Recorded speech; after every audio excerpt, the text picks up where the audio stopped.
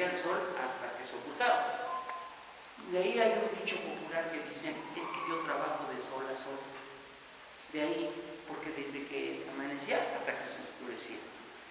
Entonces, al entrar, estaba el canal, a la orilla había señoras que al entrar los campesinos libres, les ofrecían atoles, les ofrecían tamales. Pasaron a comprar sobre todo los tamales para trabajar.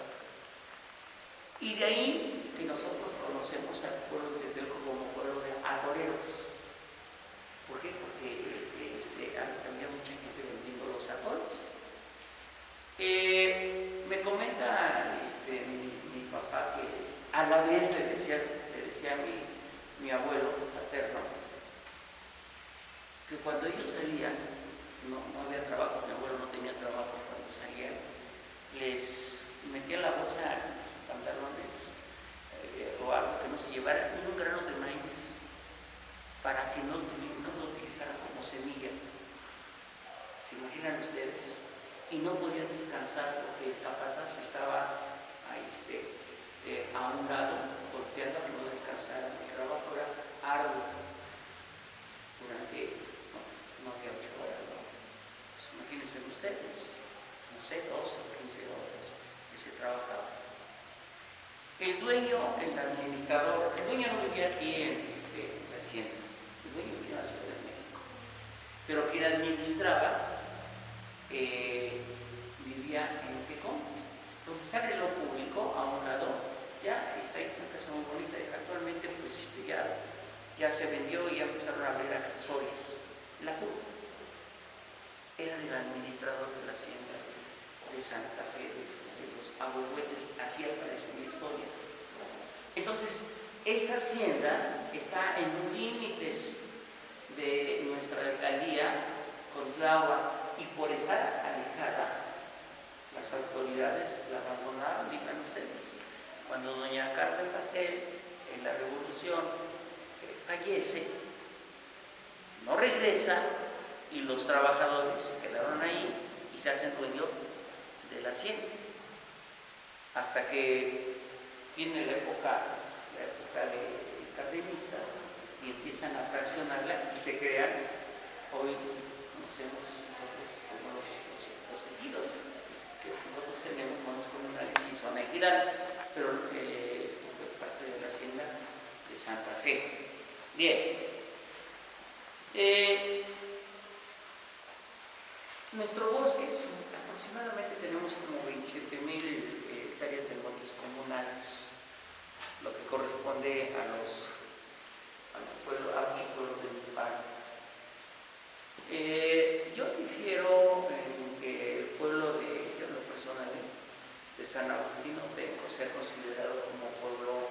Hola, pásate, adelante. ¿Vienes sola? Toma asiento. Yo difiero que en el caso de San Agustín Otenco sea pueblo original. Lo toman muchos históricamente. Y no es sin meterse en la historia de Milpalta, ¿no? Utilizamos la lógica. Su iglesia, pues no es como los demás pueblos, que son del siglo XVI.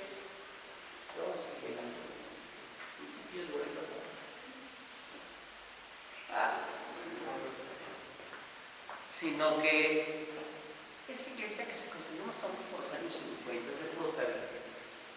Vamos a llamarle, entre comillas, moderna. Entonces, y por ahí se comenta que es se desprende de San Agustín del barrio que tenemos aquí en Milpalta, se desprende una familia a la orilla del camino y es como surge San Agustín Otenco, que Otenco no iba a Víctor Rosales Chimal, en el caso de Otenco, en su libro, pero es a la orilla del camino, así se describe. Entonces fue una población que se asentó en la orilla del camino. Bueno, yo en lo personal saco esa conclusión. Los demás pueblos que están de la parte oriente a poniente son pueblos originarios. Santa Ana, San Francisco,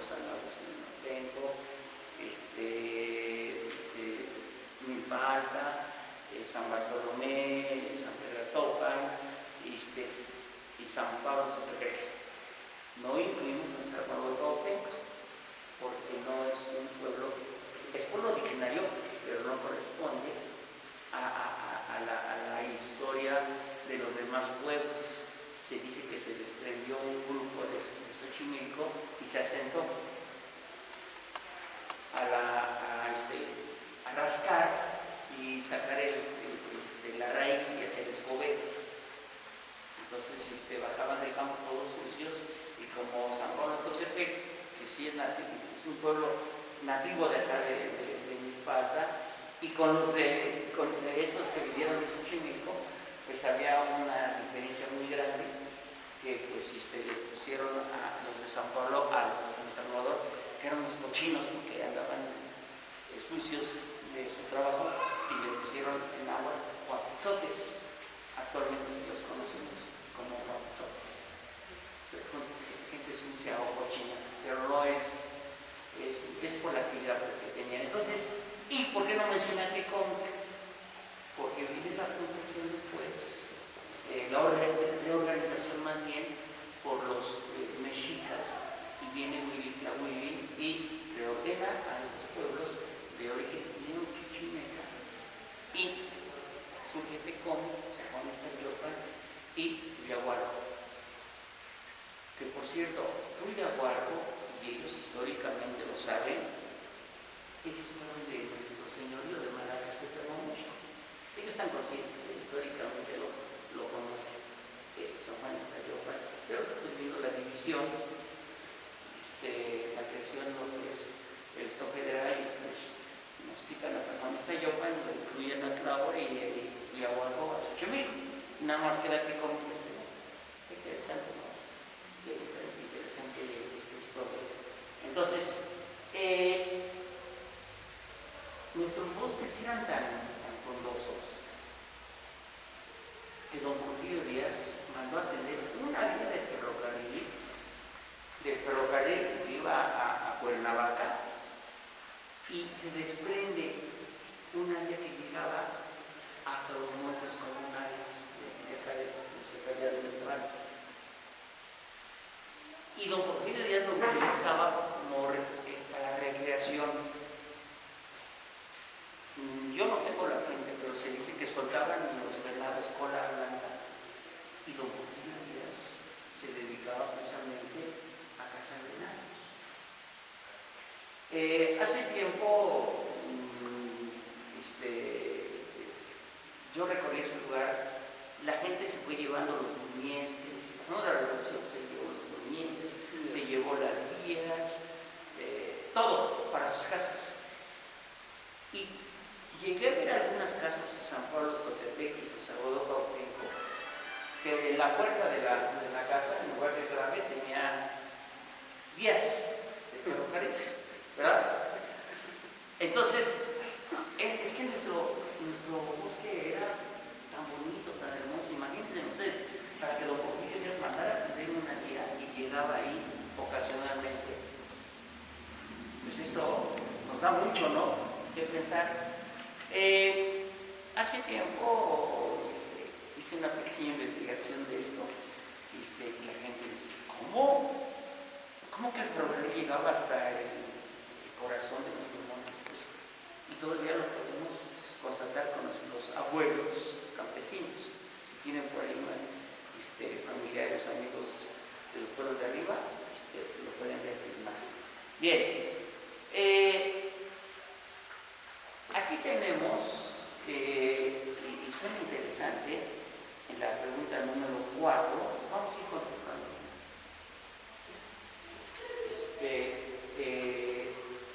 Dice, personaje que da inicio al movimiento revolucionario contra el régimen de Porfirio Díaz. Hay varios, pero vamos a enfocarnos a uno, a don Francisco I. Madero. Echen a andar su imaginación. Don Francisco Madero era un hombre inteligente, un hombre de familia de terratenientes, de Coahuila.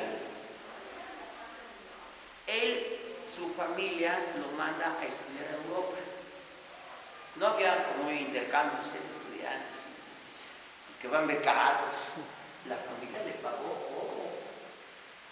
Aquí echan a andar en la historia, si no echamos a andar la imaginación, si no utilizamos el pretérito, pues pensamos que así como nacimos, todo estuvo todo el tiempo y que no hubo nada atrás, ¿no? Como que no le tomamos en cuenta la historia. Don Francisco Madero se va con el nombre de Francisco Indalecio Madero, con ese nombre. Pero ya cuando estudia homeopatía allá en Europa, estaba de moda que los jóvenes se tomaban las manos en una mesa y dice que ellos tenían la mente pensando en los que ya fallecieron y se convierte en espiritista, Madero como espiritista, y que tiene contacto con don Benito Juárez. Y recordemos que Juárez históricamente nunca estuvo de acuerdo con Porfirio Díaz, aunque los dos fueron oaxaqueños, pero hay una rivalidad grande. Con Porfirio Díaz se le aventó con el plan de Tuxtepec en contra de Juárez, porque Juárez se reeligió una sola vez y la política de Juárez, no reelección, pero vean ustedes cuando llegó don Porfirio Díaz, ¿cuántas veces se reeligió? 6, 7 veces, más de 30 años. Entonces, que se conectaba el espíritu de Juárez con don Francisco Indalecio y se cambia de nombre y se pone Francisco Ignacio Madero. Entonces, en la historia, para no estar viendo de qué época, si es Indalecio o es Ignacio, vean ustedes, todos los libros, me acuerdo que ponemos una I, la I latín, nos evitamos problemas. Madero llega con su partido antireeleccionista en contra de don Porfirio Díaz. Pero además, cuando sale el gobierno de don Porfirio Díaz, de lo que estaba haciendo Madero no era bajito, delgado, no era un hombre no, sí, pero de familia pudiente, inteligente, y lo expulsa el gobierno de Díaz al extranjero, lo mandan a Estados Unidos. En toda la historia vemos cómo nuestra gente se refugia en el norte de Estados Unidos y lo que pasa con Madero, y elabora el plan de San Luis. Algunos dicen que fue en San Luis, Missouri, donde se elabora y donde los objetivos es acabar con el gobierno de don Porfirio Díaz. En el artículo 3 habla sobre devolverle las tierras a los campesinos. Entonces Madero empieza a recorrer el país y se entera de que había un hombre joven, inteligente, que era don Emiliano Zapata. Él empezó la vida política defendiendo a los campesinos a la edad de 17 años, muy jovencito, algunos de 18, bueno, 17 o 18 años. Y lo nombran calpulenque, es decir, yo no sé qué significa calpulenque, está en agua, seguro, pero es el representante de todos los campesinos de su pueblo, Anenecuilco. ¿Se imaginan? Es un joven inquieto, un joven que se ha nombrado el representante de los campesinos. Pero él, ¿por qué se empieza a referir a los campesinos? Se comenta que un día llega a la choza y su padre estaba sentado, estaba llorando. Y nunca había visto a su padre llorar. Entonces él pensó que estaba enfermo. ¿Qué te pasa? ¿Qué te duele? ¿Por qué estás llorando? Es que ya nos quitaron nuestra tierra. Y recuerden ustedes, ¿no? Los terratenientes tenían todo el apoyo de los maderistas y le quitan la tierra a las familias cercanas a las tierras que tenían los hacendados. Ya no teníamos dónde sembrar. Esto le removió mucho el corazón a Emiliano, que era, la gente lo estimaba tanto que no le decían Emiliano. En lugar de Emiliano, decían Emiliano. Era joven Emiliano. Entonces, ya siendo representante, Madero lo busca, andaba buscando líderes, y entre ellos pues, le dijeron lo de Emiliano, y se comunica con él, se identifica y le comenta cuáles son los objetivos que él persigue: acabar con el porfiriismo. Y le lee el plan de San Luis y le dice: a mí me interesa solamente el artículo 3, devolverle las tierras a los campesinos. Pero le dice: yo te doy todo el apoyo, pero tienes que ponerle a mi gente, a los campesinos. Y como dirigente, invita a los campesinos a que se concentren en el centro del derecho público. Madero les lee el artículo 3, pues, obviamente, pues, lo que querían, que les devolvieran la tierra y le dan el apoyo. Cuando vemos nosotros la cronología de este movimiento, partimos de 1911. Y aquí un dato muy interesante, muy curioso. Bueno, toda la historia, ¿no? La historia no acabamos de entenderla, ¿verdad, maestra? Tiene muchas cosas. Y aquí vamos a lo que decía Sor Juana Inés de la Cruz. Le decían a Sor Juana Inés de la Cruz: ¿por qué leía tanto? No sé si sabía mucho. Dice: no, yo leo para ignorar menos. Es cierto, uno lee y pues, ignora a uno, lo hace uno para ignorar menos, porque pues, la historia es amplia.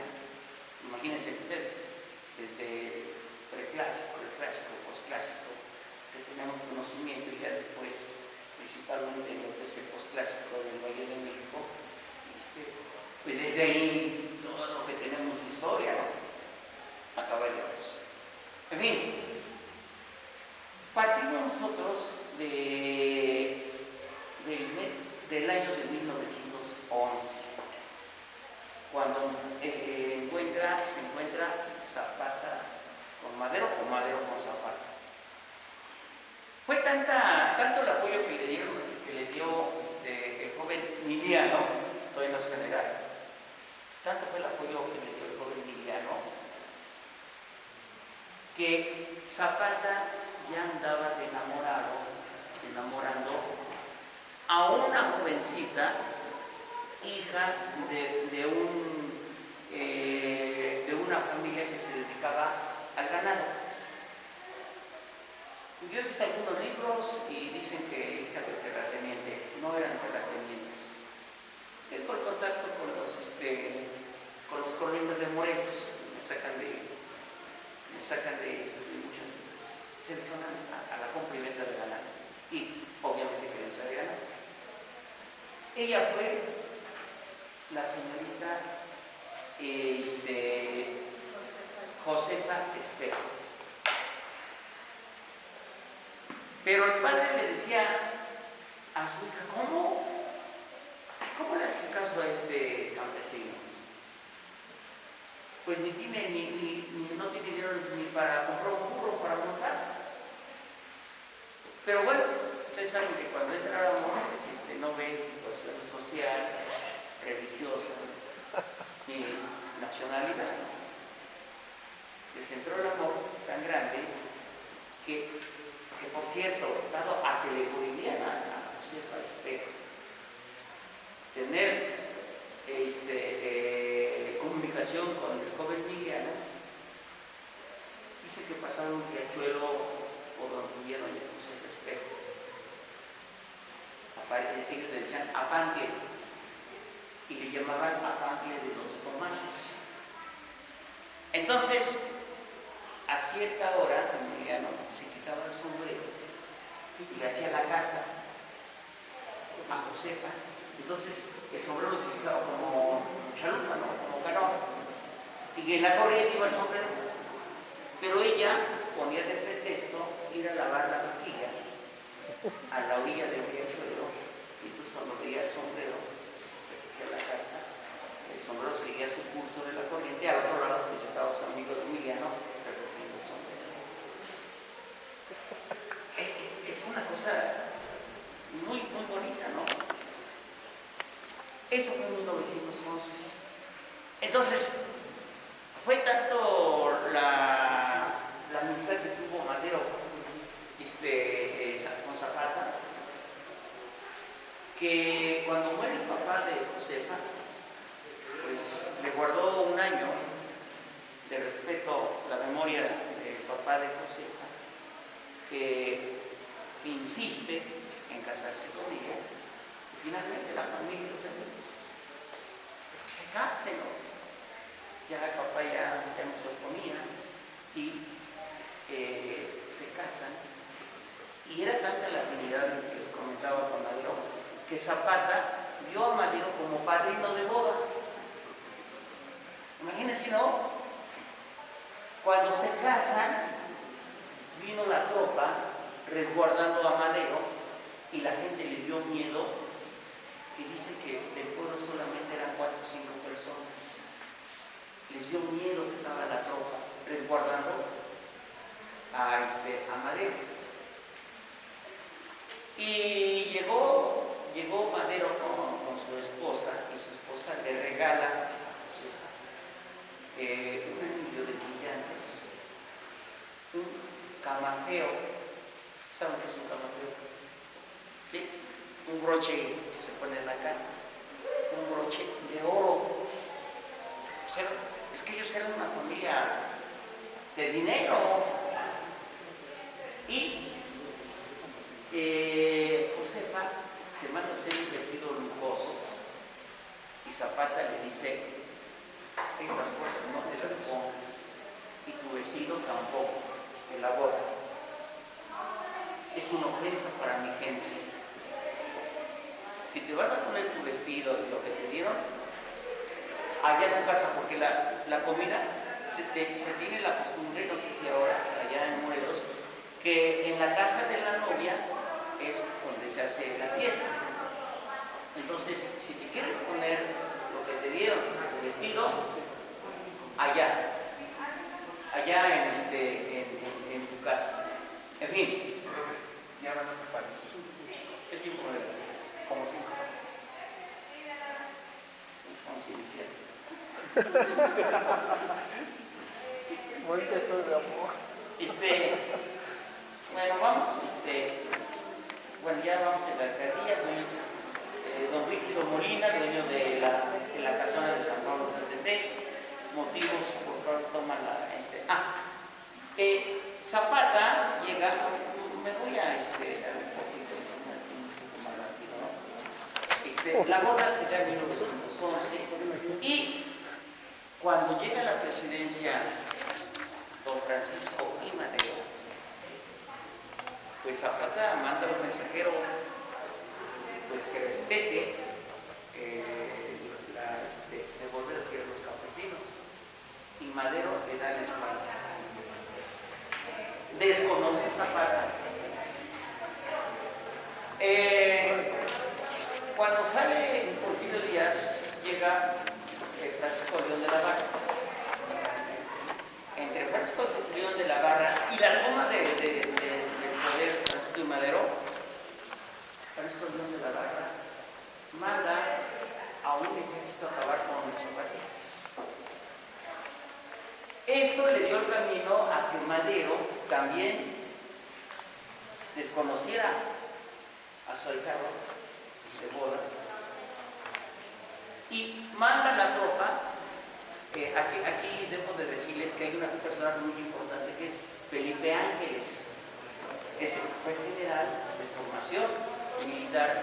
El nombre que lleva el aeropuerto, ahora construido con el gobierno pasado, con López Obrador, le da la orden que acaben con los zapatistas. Pero Felipe Ángeles, él llega a Morelos, pero no como general, llega como para ver el campo que se va a enfrentar, y resulta que se da cuenta que el movimiento zapatista no era por la toma de poder, era la restitución de las tierras. Y él da el informe y no obedece a Madero, no lo obedece. Esto se dio el momento a que entonces Zapata, porque se tenía mal concepto del zapatismo, que era un bandido, un robavacas, era una tila, etcétera, lo peor, entonces se va a un pueblo llamado Ayuxustla, entre el estado de Morelos y Puebla, en una ranchería, y elaboran lo que conocemos como el Plan de Ayala, donde demuestran que lo que interesa principal, entre otros aspectos, es la restitución de la tierra a los campesinos. Con esto, Zapata lo toma como bandera y a la muerte de Madero, ¿se acuerdan ustedes la escena trágica? Cuando se voltea el traidor de Victoriano Huerta, acaba con la vida de Madero y tenía que su presidente, de acuerdo a la Constitución de 1857, había vicepresidente que era José María Pino Suárez. Con engaños le hicieron firmar su renuncia como presidente, que le iban a respetar la vida, le iban a mandar a Cuba, allá al exilio, pero al llegar a hoy lo que es la Cámara de Diputados atrás, a San Lázaro, lo acribilla y toma el poder Victoriano Huerta. Cambian las cosas para Zapata y en San Pablo, Ostotepec, ese plan de Ayala lo modifica a raíz de lo que estaba pasando con la escena trágica que conocemos. Bien, termino con esto, ¿no? Fue el 19 de julio de 1914 cuando se ratifica el plan de Ayala, y por cierto, estamos organizando una mesa redonda para el día 12 en San Pablo, Xochitepec, con motivo de la ratificación del plan de Ayala, y ese mismo año Zapata y Villa se encuentran y en Xochimilco. Hay un libro de Martín Luis Guzmán que sostiene que se encontraron Zapata y Villa en San Gregorio y de ahí se fueron a un mesón en Xochimilco y ahí los dos entablaron plática y se elabora lo que conocemos como el Pacto de Xochimilco. ¿Y por qué sabemos? No había grabadoras, ¿sí? Pero había una persona que sabía taquigrafía. Entonces, que la taquigrafía son puros signos. Ya nos vamos. No te preocupes, puros signos. Van a